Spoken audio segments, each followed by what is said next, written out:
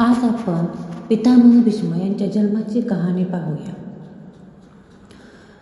राजा शंतनू हे गंगेच्या प्रेमात पडले व त्यांनी विवाहासाठी गंगेकडे प्रार्थना केली, विचारणा केली.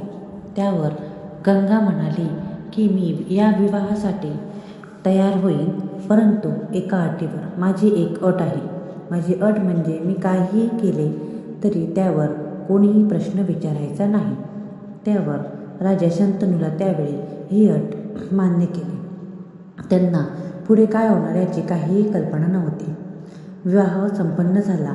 त्यानंतर एकामागोमाग एक असे राजा शंतनू व गंगा यांना 7 पुत्र झाले व ते 7ही पुत्र गंगेच्या पाण्यामध्ये नेऊन सोडले. राजा शंतनू यांनी त्यावेळी गंगेला एकही प्रश्न विचारला नाही. जर त्यांनी गंगेला विचारलं तर गंगा त्यांना सोडून जाईल असं राजा शंतनूला वाटले. परंतु त्यांना त्यावेळी खूप गहिवरून आले होते. खूप प्रश्न त्यांच्या मनात आले होते. असं म्हणता म्हणता काही वर्षानंतर गंगा व राजा शंतनू यांना एक अजून पुत्र झाला व इतरांप्रमाणे त्यालाही गंगेने घेतले व ती पाण्यामध्ये नेण्यासाठी चालली. त्यावेळी मात्र राजा शंतनूने गंगेला अडवले व विचारले, तू या पुत्राला प्लीज घेऊन जाऊ नकोस. त्याला पाण्यात सोडू नको.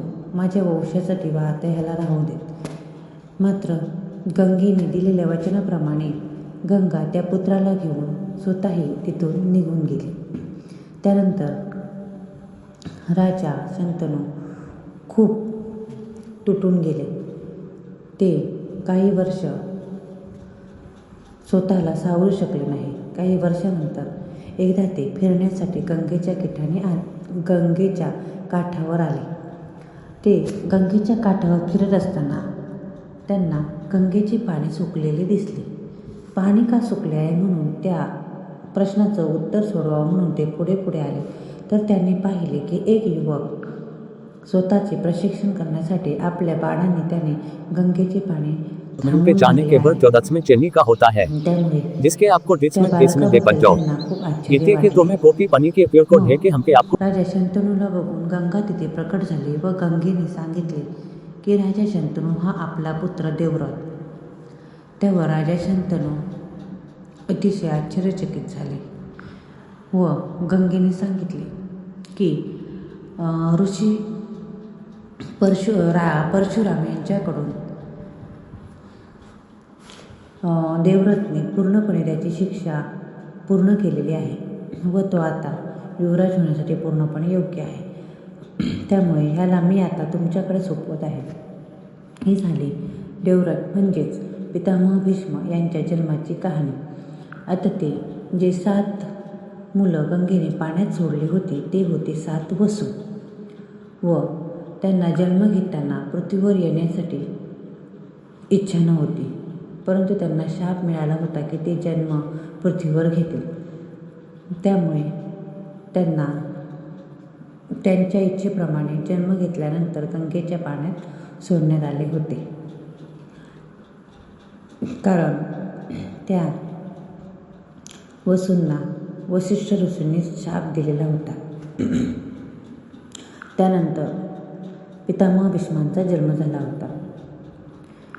आता पितामह भीष्म यांना राजा शंतनू यांच्या हाती सोपवल्यानंतर गंगा पुन्हा तिच्या स्थानी निघून गेली. पितामह भीष्म हे राजा शंतनू यांना वडील म्हणून स्वीकार करून ती त्यांच्या राज्यात निघून गेली. त्यानंतर कित्येक वर्ष पितामह भीष्म म्हणजे देवव्रत यांनी अनेक लढाया केल्या. त्यात ते जिंकले व अनेक राजांचा त्यांनी पराभव केला.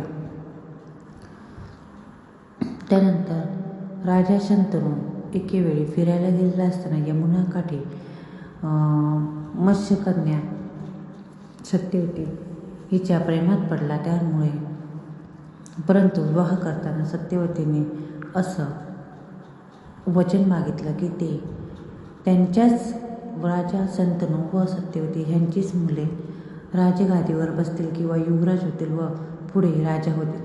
इतर कोणीही राजे होणार नाही.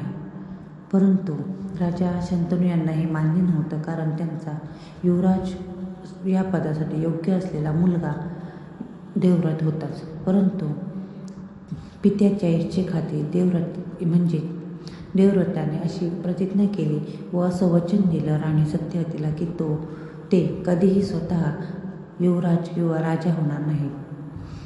त्यामुळे त्यांच्या या कठोर प्रतिज्ञेनंतर पूर्ण आर्यावर्तात ते पितामह भीष्म म्हणून ओळखले जाऊ लागले. पितामह भीष्म यांना इच्छामरणाचे आशीर्वाद होता. त्यामुळे जोपर्यंत त्यांची इच्छा नसेल तोपर्यंत त्यांना मृत्यूचं कोणत्याही प्रकारचं भय नव्हतं. अशा प्रकारे ही सगळी कहाणी झाली पितामह भीष्म यांच्या जन्माची व त्यांच्या कार्यकिर्दीची.